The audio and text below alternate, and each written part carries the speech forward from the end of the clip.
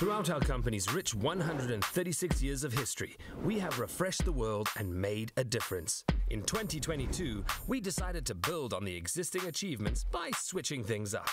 We launched JAMI, a new sustainability platform that builds on Coca-Cola Africa's past accomplishments in the areas of waste, water, and wealth, feeding into the vision of the Coca-Cola Company and its bottling partners. JAMI speaks to society and how it emerges stronger when people collaborate to achieve shared goals. Altogether in 2022, the Coca-Cola Foundation has invested over $11 million in about 40 programs across Africa focused on our core priority pillars. Coca-Cola and its bottling partners have made significant strides regarding key achievements on packaging waste management. 90% of our packaging globally is recyclable. 23% of recycled material is used in our packaging worldwide. 61% of the equivalent of bottles and cans introduced into the market in 2021 were collected to be refilled or recycled. Although climate change, urbanization, and the increased demand from industry and agriculture continues to exacerbate the quality and availability of fresh water in Africa, Coca-Cola Africa has continued to exceed its 100% overall replenish goal. This year, Coca-Cola Africa launched its flagship empowerment program, JAMI Femme, in partnership with Women in Africa and with donations from the Coca-Cola Foundation. As a company, we aspire to empower 20,000 women entrepreneurs directly and 60,000 indirectly over the next 3 years. We understand the responsibility to make a meaningful difference. The work does not stop here. We will do this one person at a time, ensuring a lasting impact on the communities we serve.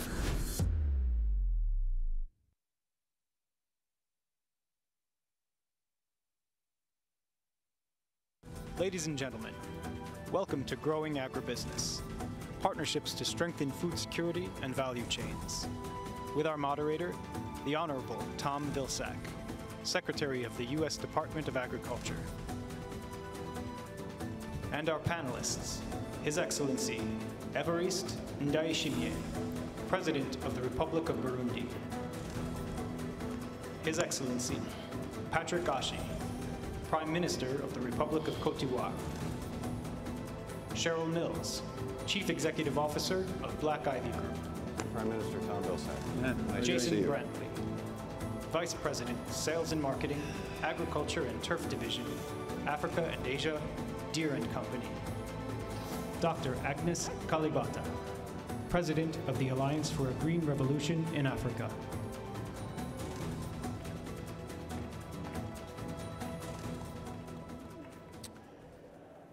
Well, I want to welcome everyone to this panel on growing agribusiness partnerships to strengthen food security and supply chains. Global food security remains a critical issue, exacerbated as a result of last year's Russian invasion of Ukraine, the COVID-19 pandemic, and the effects of climate change. It requires innovative solutions, international cooperation and coordination, and cross-sector efforts. We often discuss the importance of public-private partnerships to combat food insecurity and to ensure supply chains meet demand. But now, during a time of crisis, these partnerships are more critical than ever for maintaining business and trade relationships and to safeguard the flow of food and agricultural inputs. The U.S. and Africa have long worked together through government-to-government relationships, business-to-business relationships, but it is truly through our public-private partnerships that most impactful work is in fact done. The Biden-Harris administration understands the critical importance of the region, and the goal of this week is to deepen the U.S. agriculture partnership in Africa to advance our shared priorities, which I'm excited to do here today as they relate to agriculture and food security. See, I see this partnership firsthand at the Department of Agriculture, where we work together with many of the governments, agricultural organizations, and agribusinesses who are here today and throughout this week to not only implement our programmatic work, but to create trade environments and systems that benefit our nations and our peoples. It is because of these partnerships that we can source agricultural products, transport them across the world, regulate their safety, and most importantly, ensure that they make it into the hands of those who need them most. But we need to expand these partnerships, and we need to modernize them to meet both new and outstanding challenges. In order for this to happen, governments must also have enabling environments for businesses to focus on their core abilities and capabilities, to produce and trade freely by partnering with the private sector, to support the technology and innovation needed to feed the world. Increasing agricultural productivity is essential, but to produce more, we need solutions and structures that protect our planet. Open markets and science-driven regulatory regimes are critical to developing innovative new technologies. In order to meet global food, fuel, and fiber needs, we must work together to stay open to trade and build more resilience and greater sustainability in our food systems that provide for everyone. Africa holds great potential, and each country offers unique opportunities for these exact types of partnerships, particularly within agriculture and the agribusiness sector. This week, we're focusing on making critical connections between the U.S. and African businesses, looking to the future of how those relationships can build markets, cross-pollinate business practices, and promote Africa as a destination to conduct business. I'm pleased to be here to host this incredible and distinguished panel and to delve deeper into their experiences and explore opportunities for agribusiness in Africa, and to discuss how best to work together to foster an environment where we can meet the challenges of providing food, fuel, and fiber, while also protecting the planet and continuing to make agriculture a science-based, forward-thinking industry. We're going to hear from our panelists now. We're going to start with a series of questions, and Mr. President, I'm going to start with you, if I may. I'm anxious to hear from you and the work that's being done in Burundi, and want to know how your government and its citizens adapt and adapted to the recent shocks in food supplies and inputs. What is your government's vision to address long-term solutions for innovation and sustainable food systems? Merci beaucoup. Thank you. Hello, everyone. First of all, I'd like to thank you for choosing this subject, which is very important and which is very dear to my heart and to the heart of the people in Burundi. We want to work on the principle that each person must have enough to eat, each person must have money. Why have we chosen this principle in our agricultural development? Because Burundi is first and foremost an agricultural country. The Burundian people are naturally agricultural people, and so we've chosen that slogan to encourage citizens to participate actively in this agricultural sector. What we want is, first of all, to have three factors: land, human beings, and technology.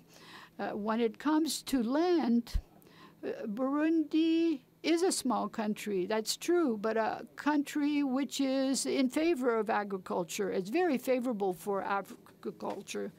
And the lands may be made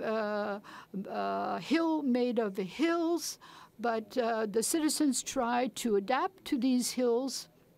And we are lucky enough that our climate is also good for agriculture. We have 3 seasons, 3 agricultural seasons. Before we had 2, but since 2020, when we started this program, ensuring that everybody can have something to eat, we created a 3rd agricultural season during the dry season. When it comes to the citizen, we had everybody participate, whether they be government workers or country people. Everybody has to work in the agricultural sector. We organized them. Each village has 3 cooperatives. Each cooperative, all these cooperatives work together. They bring their lands together. And the people in the co-ops work together. And more than 90% of our population works in agriculture. So this is a sector that occupies a lot of our citizens. And when it comes to our technology, we do want to have strategies to see how to work actively and how to have a good production. And in this case, we've adopted a guiding document which takes into consideration the environment, agriculture, and animal husbandry. So we have a strategy to increase our agricultural production, and the government has decided to subsidize agriculture, especially the government pays 70% of the expenditures of farmers for fertilizers and for other things. And the government has helped to improve lands. We've established several levels to protect the land, but also to adapt trees so they can live together with food crops. And in 2020, I can give you some results. In 2021, rather, we had a great production of corn to such an extent that the citizens started asking them, the government, to show them what market there was. In 2022, unfortunately, with the war in Ukraine, there was a lack of fertilizer, and in order to produce food, we had to set up some chemical plants, to produce fertilizers. But if you look at the area of Burundi, it's incredible that more than 90% of the food consumed is produced in our country. We have 12 million people and a small area. It wasn't easy, but with this strategy, we were able to get to food security for the citizens. And then we've had challenges. First of all, there's the issue of climate change, which leads to drought.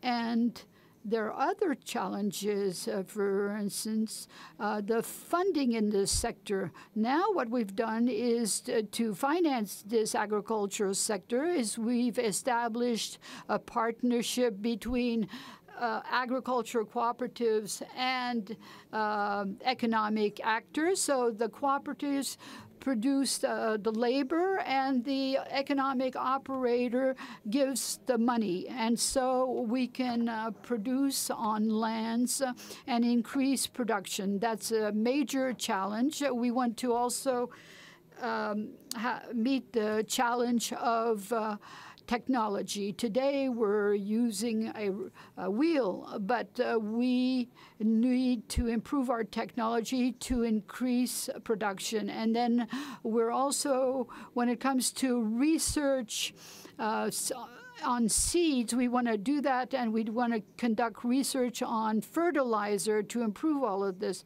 But as I said, we need to subsidize agriculture because that's a sector that runs a lot of risk because of climate change. And for the hilly terrains, we must change them. And we need irrigation. In Burundi, we have mountains, and sometimes we have hills. And so if we want to increase production during all seasons, we and during the dry season especially, we must have irrigation procedures and set up irrigation in the hills. And we've already done that, and we're already producing. So you see that agriculture is a very important sector. You can't work if you don't eat. We're all here because we've eaten. So that's why everyone should eat, and we want to mobilize everyone. Thank you very much. Mr. President, certainly an all government and all country initiative. So appreciate that very comprehensive answer. Let me turn my attention now to you, Mr. Prime Minister, if I could. Interested in knowing from your vantage point what you see the most advantageous and successful steps that your government and other governments in Africa can and have taken to strengthen critical agricultural supply chains. We know that there's been a bit of disruption there, and be curious to know what you've done that's working, and also interested in knowing how your government works to attract investment in the agribusiness sector, particularly in infrastructure and technology. Thank you very much. Maybe I should go for a little background before I move to your question, but at the end of the day, we're in the same field. As you know, we are considered to be a giant in agriculture within the African continent. We inherited from the colonial period to be one of the world's biggest producer of commodities. Côte d'Ivoire is the first world producer of cocoa, the first world producer of cashew nut, the first world exporter of cola, the fourth world producer of rubber, and I can get so on and so forth, you know, pineapple, whatever, and so on. But we transformed just a few parts of that. And then we cannot get the added value and the job from that. And no country can develop just exporting raw material or commodities. So the key issue today is to go within transformation, to be able to go to semi and finished projects, to sell it outside, to capture more added value. This is the key, really, issue that we are facing. Just to take an example, on the cocoa sector, the whole value chain of the cocoa sector is $144 billion. And all the producer of cocoa, I'm talking about raw material, I'm talking about commodity, I'm talking about commodity, I'm talking about commodity, I'm talking about commodity. So all producer just get 6% of that $144 billion. Where are you going to get with that? Knowing that the population is really growing, we have a youth population that is very young. 77% of the population is age under 35. So the biggest challenge is how you insert this youth within the economy. How do you find job to them? And if you don't have the industry, you don't have the added value. Where do you get resources and growth to invest in the social infrastructure that these people need to have a decent life? I'm talking about education, health. If you go only to looking for debt, knowing how high the cost of getting money today is, then you're getting to debt and you don't get out of that. So first thing, we need to have really partners in order to bring technology, in order to bring capital, in order to bring market, so that we can add value to what we're producing and being able to capture that. This is one very important thing that I wanted to mention. I was talking about mango, I was talking about pineapple, and we import pineapple juice when we can really produce it locally. So if you take that away, then you're not that year. We take an example going for the cocoa. If in the next 10 years, instead of 6%, I can capture 25% of the added value in cocoa, then I'm going to increase my GDP by 75%, knowing that my GDP today is $61 billion. So that gives you just an average of what's going on. Now, coming to the food, since most of the people were producing commodities, they were really not concerned about producing really food, but just for the local consumption. And also, 70% of the population was living in the rural area. So they would produce for themselves, to feed themselves and maybe sell the rest in the local market. Now today, the whole picture has changed.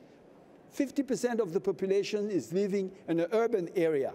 So you need to produce high volume, you need to transport, you need to distribute, and that's quite not the same at all. Now, people are using the money they're getting by selling the commodities to buy food. And now you really have to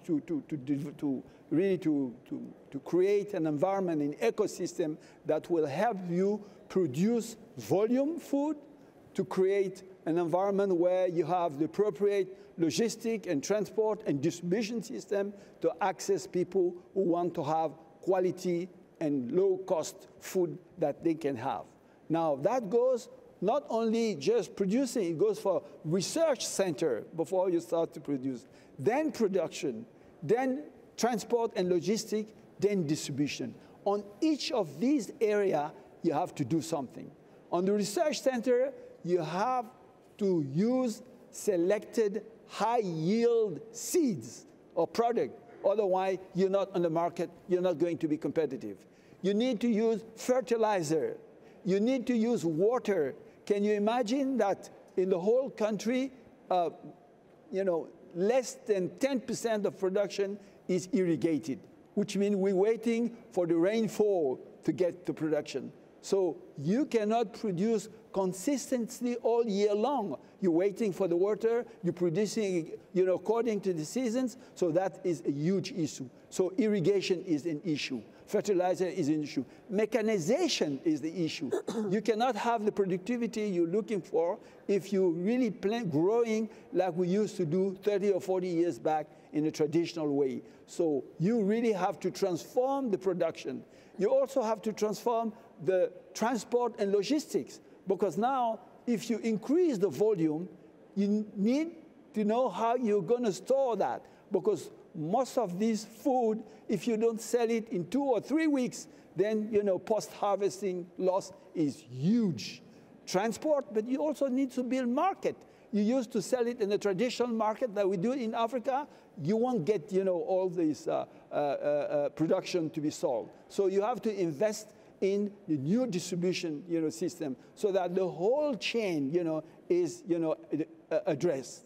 On the production, the challenge is also that the kids who've been trained, or the people who are actually producing, even if you bring mechanization, you bring fertilizer, you bring irrigation, they have not been trained to be using that. So you need to train them. Just bringing the know-how will not be enough if you don't train them. The infrastructure is being built according to what we were doing before, which means commodities, which means you harvest, you transport to the port, and you ship. Now it's not the same. You really have, as I say, to find storage. You really have to find appropriate distribution system. So this is really the key challenges that we have. So what are our objectives and what ways are we going to solve this issue? On the production system, definitely we need external partners.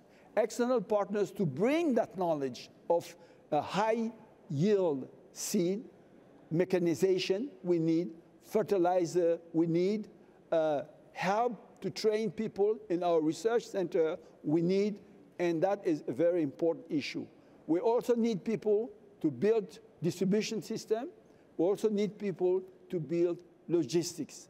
So all that has to be added to the new technology we're using today. Today, if you're going to produce on a modern way, no one will even understand how you cannot use drone system to span all over fertilizers, so on and so forth. In the distribution system also, you have to use the digital, to do the distribution. People are buying through, internet, so on and so forth. So it's a huge, huge, huge challenge at every and single step that we have to really challenge before we can not only satisfy our own demand in the market with this new food security environment, but also to export, because the continent has 60% of the arable land, water all over the places, and within the continent, less than 5% of the agriculture is irrigated.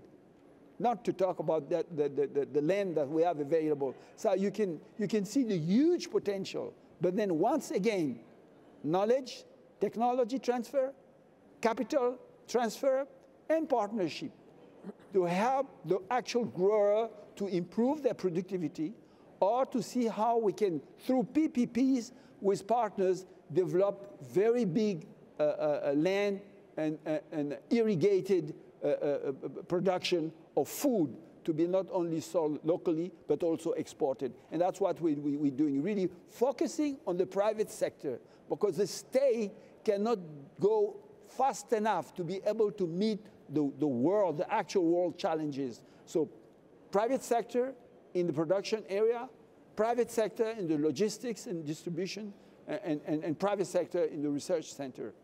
Private sector will be the driving force of all that. And we think that here in the US, with the experience that you've had, I think that on each of these areas, we can really partner. And that will help us accelerate and change the picture of our country, and also bring a very important thing that I say, which is really job creation. And I will really conclude there. You know, when you have a continent that in 2050 will be 2.4 billion, having half of this population age less than 20, if you don't start to think about how you put these kids so that they will fit at ease, then you got a trouble. You're gonna be in trouble, because they won't stay there looking for you. Now they have a smartphone, through internet, they can see all the city in New York, DC, and they want you to transform your city like that. They don't see why they shouldn't be living like what they see in the internet. So the whole world is changing. We have to move very fast, and we cannot do it alone. We think that if we can really change the picture and make you look Africa, perceive Africa differently than what the media used to show you a couple of years ago. And I think that what is happening today, I think there's a great future for both our countries. Thank you very much. Prime Minister, thank you very much. Dr. Coulibaly, we talked about research, and certainly that's something that you and the Alliance is engaged in and involved in seed technology. I'm curious to hear from you, as you and the Alliance bring on frontline partners together to support a greener and more inclusive business environment. What do you see as the best practices you would recommend for governments and businesses in terms of how they might be able to enhance that public-private partnership that the Prime Minister just eloquently talked about to strengthen the supply chain? Thank you, and it's a great honor to be on this panel. Let me start by saying that when AGRA was created a while ago, Kofi Annan asked one question. He said, Africa has a big challenge in the agriculture sector. How do we solve this challenge? And it was agreed that we needed an institution. That has never been more important than today. What we've done, starting from seeds, is trying each time to understand the challenge the continent is dealing with and try to move with that. Today, the biggest challenge is how we build private sector, public-private sector partnerships that can address the $30 billion gap that we need as the investment gap that is in the agriculture sector, and is really holding back the capacity of the sector to deliver change for farmers, to deliver change for our population. So the way we go about this is we understand that businesses are built on trust. We understand that businesses are built on comfort levels.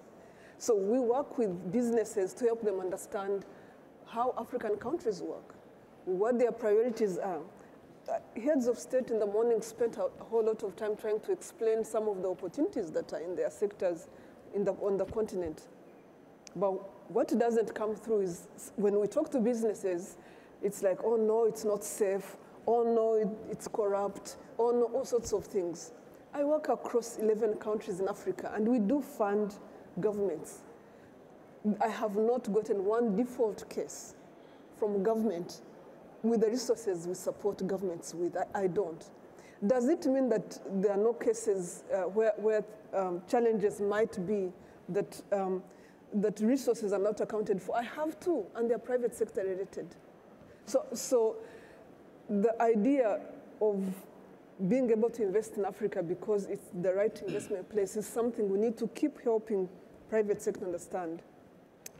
There's also the whole idea of what do they invest in? Nobody invests in need. Africa has a lot of need, but nobody's going to invest in that need. Businesses invest in opportunities. So what my institution does is also to understand how we can catalyze those opportunities from the ground.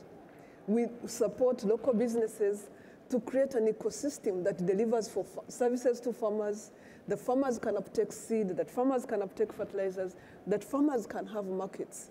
Only then can businesses come in because there are opportunities that are being created on the ground. We support farmers with an ecosystem of last mile distribution networks, extension, so that they too can be part of what businesses are trying to do. So it's really, really important that in each case we try to help connect the dots, bring people together. When a business tells us that they are struggling with the country in terms of we are not being paid or this policy is not working, we consider that our job to help governments understand what businesses are struggling with and how they can make their life better. But it's extremely important that businesses do understand that Africa's economies in agriculture sector is anchored around smallholder farmers. And so it must be that we give value to farmers as well. We can't do business at the expense of smallholder farmers. So that's something also we try to help businesses understand. And I'm very happy to say that we have John Deere here, but one of the businesses we are trying to do in Africa, we've invested in a small company in Africa that is now creating partnerships across 5 countries, reaching 630,000 farmers, and is looking to reach any farmer that is looking to mechanize. On their own, they can't do it. With John Deere and big investments and big capacity and machinery that they are bringing on board, they can reach thousands of farmers. But this business would not have been possible without a small investment here and small support coming from institutions like AGRA, but also taking away, being able to be in place and take away that discomfort from the system of ensuring that the policy environment for mechanization to be in place, to work is in place with governments. So we really want to make sure that businesses understand that Africa is ready for businesses. They understand that we institutions like ours are in place to make sure that businesses fail less because we can work with governments to ensure there's a neighboring environment.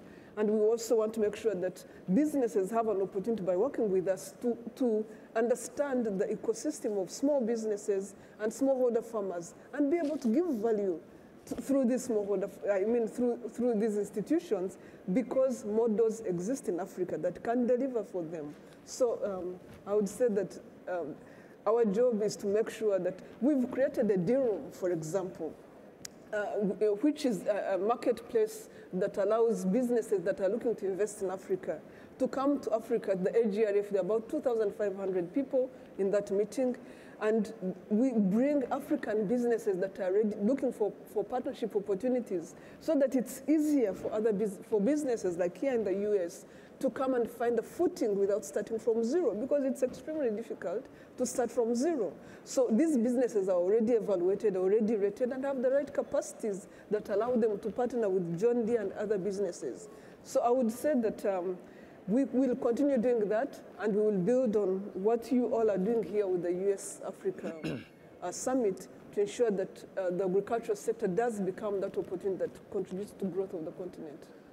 Well, that's a great transition to the private sector. So let's turn to the private sector, and let me begin with you, Ms. Brantley. You're from Deere & Company. Talk to us a little bit about the history that you have in serving African farmers, which I understand is pretty long. But how has John Deere leveraged the partnerships we've heard about, both public and private, to address food security challenges, productivity challenges, and what lessons would you impart to the private sector in terms of doing business and taking full advantage of this great opportunity that Africa presents? Sure, thank you. It's a pleasure to be here today, and thanks for this opportunity to share a little bit about what John Deere is doing in Africa. So John Deere is a fairly old company. We're 186 years old this year, and we're focused on sustainable food security solutions in our agriculture business. And we provide a wide range of mechanization solutions from the largest farmers to the smallest. And we've been in Africa a long time. Our products have been on the continent since 1878, so that's 144 years of our history we've been doing business in Africa. And when we look at the opportunities and the needs in Africa, one thing that's really clear in agriculture is that any part of a sustainable solution for both food security, employment, poverty alleviation, it involves agriculture with smallholder farmers. And so we focus a lot on how can we work together with partners to find ways to bring innovative and new solutions and business models and technology to address these opportunities. So maybe just a couple things around the partnerships. You know, first, we work with both public and private partners, and I think that's really important. One of our public partnerships that we're so proud of is with the government of Oromia State in Ethiopia. It's a PPP with Oromia along with their local dealer in John Deere, and everybody brings something to the table.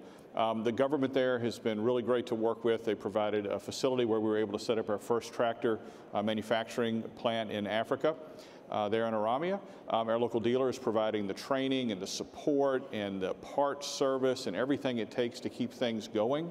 And we're providing a full suite of solutions of tractors, combines, implements, and technology solutions in order to help the ecosystem go forward. You know, we started this back in 2017, and already more than 2,000 tractors have been delivered. That's created more than 6,000 jobs in the economy of tractor operators, technicians, parts people, coordinators.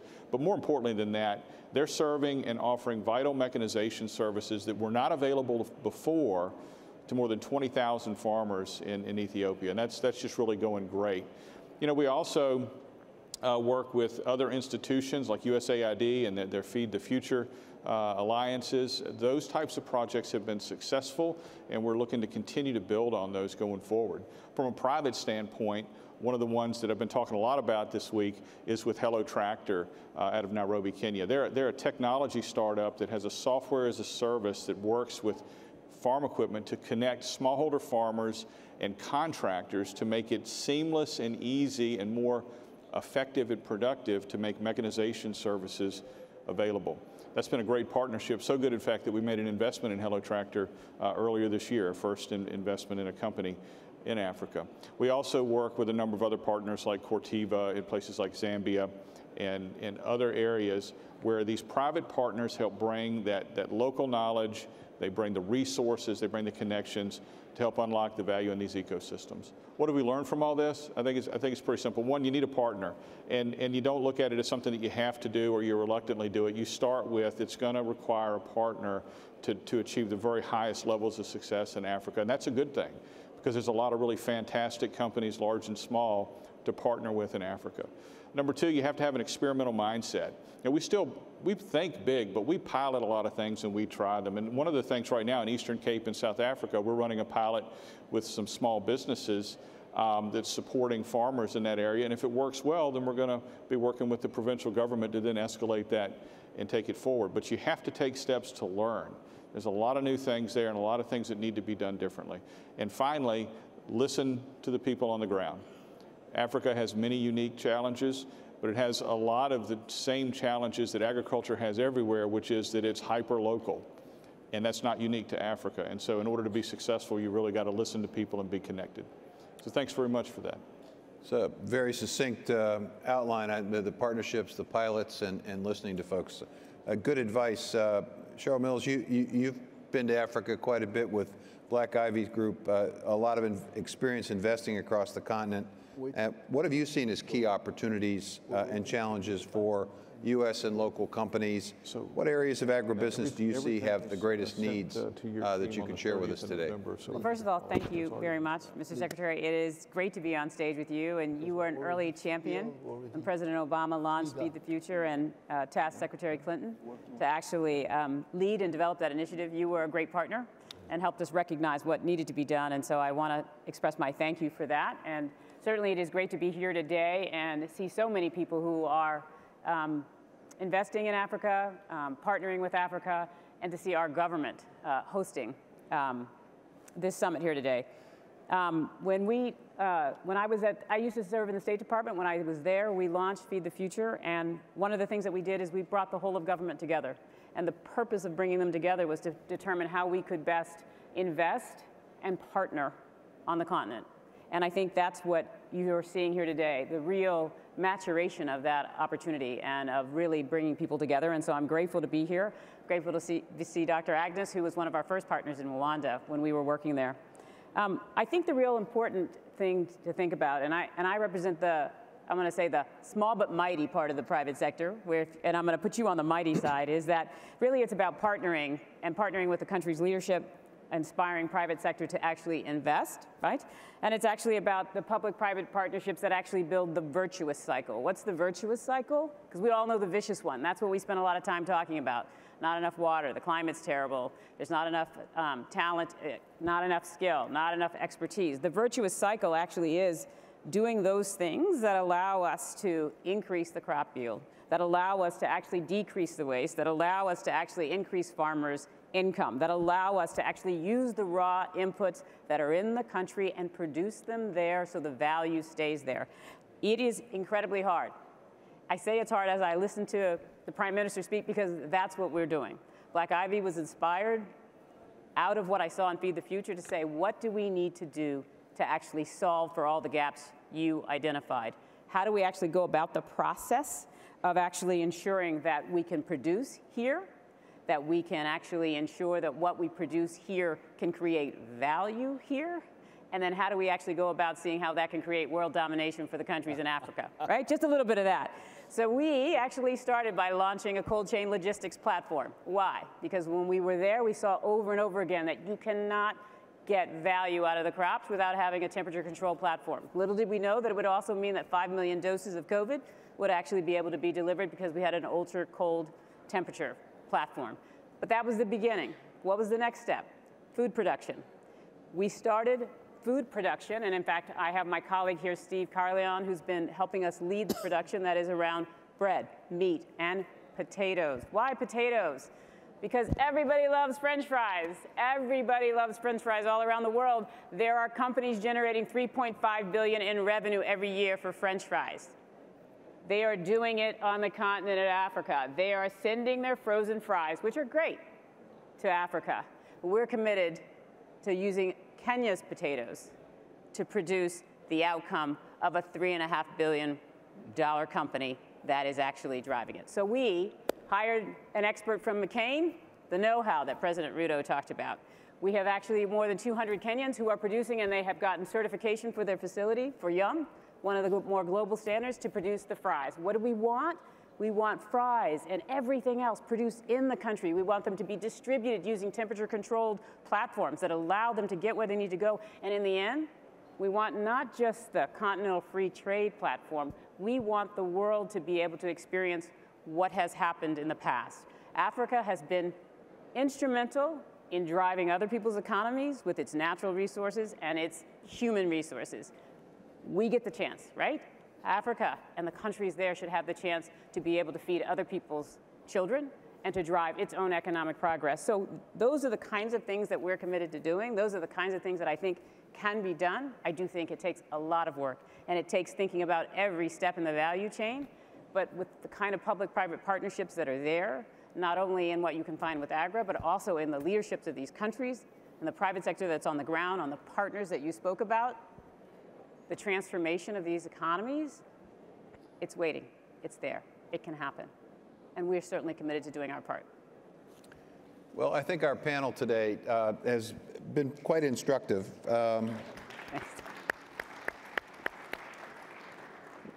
We've heard about the importance of land and people and technologies, the necessity of increasing value, not just simply creating a commodity, but something more valuable. We've heard about the understanding of not just talking about the need, but there's a tremendous opportunity side in terms of the African continent. We've heard about partnerships and pilots and an innovative spirit. And we ended with Cheryl talking about the virtuous cycle. So I think there's a tremendous set of messaging here that hopefully the audience can take, and hopefully the partnerships that are so central to this can be formed. So please join me in thanking our panelists for a very vibrant conversation today.